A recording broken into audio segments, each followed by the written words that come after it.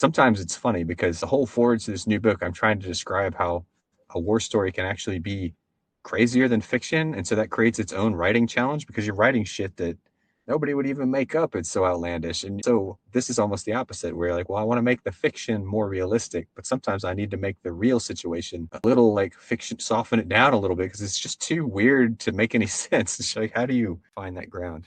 No, this is a problem I have with other people's memoirs, not so much yours, but where they write something and I question it. It's like, did that happen? He's like, that happened just like that. And I'm like, I think we're gonna have to put more context if you want to put that in there. You can't just say this happened because no one's gonna believe you. And he was like, but it did. I was like, I get it. I believe you. Why would you write it? Why would you lie in your memoir? It makes sense to me, but you're gonna have to give more context. Or sometimes they say stuff and I'm like, dude, you just shot 20 magazines. Were you carrying 20 magazines?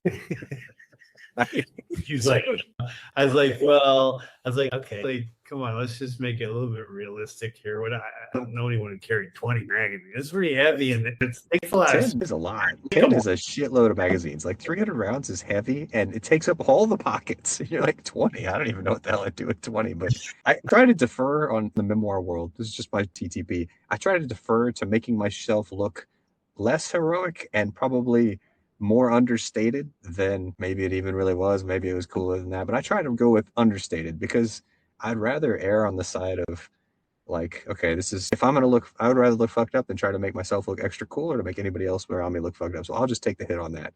I think when you start stretching to make yourself look extra cool in the memoir, you run the risk of one high probability of getting called out by somebody. Like if you're full of shit and you make yourself look cool, there's the internet's big. There's a lot of people who are just like, you're a piece of shit and you lied. And you see that regularly with guys with their memoirs. Like, don't write some shit in there that you can't back up because somebody's going to call you on it. Some guy who hates you for whatever reason from a million years ago is going to come in and call you on it. And then you're going to look like an asshole. And I don't know. I'd rather err on the side of just like, I don't know. It's as bad. That's as cool as it was. Maybe not even that cool.